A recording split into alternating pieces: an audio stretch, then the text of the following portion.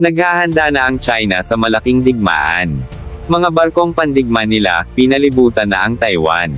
Matatandaang, malaki ang hidwaan ng dalawang bansang ito. At noon pa man, ay talagang gusto na ng China na maipasailalim nila ang Taiwan, dahil sa dati na daw nilang probisya ito.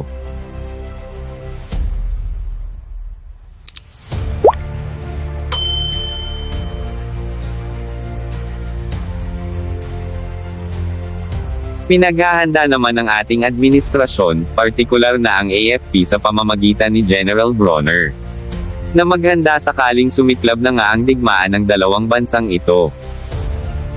We are already at war.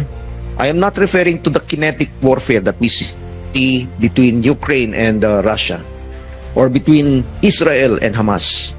But we are experiencing already cyber warfare, information warfare, cognitive warfare, political warfare, no? So sinisingitan na tayo. The communist China is already conducting united front works in our country. Hindi po kathang-isip 'yon na pinapasukan na nila. They're already infiltrating our institutions.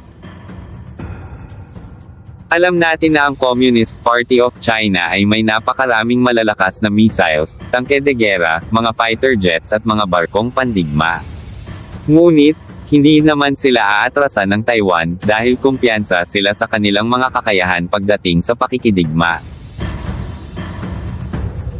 Sobrang lapit lang ng Taiwan sa Batanes Group of Island natin. Kaya naman damay tayo sa pagsiklab ng kanilang digmaan. Kaya kailangan na talaga nating paghandaan ang krisis na ito.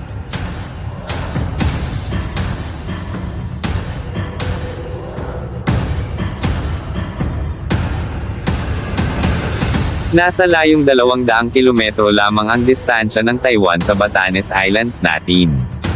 Kaya naman, nagkaroon na rin tayo ng deployment ng mga kasundaluhan at mga kagamitan na rin para i-counter ang China sakaling lusubin din tayo.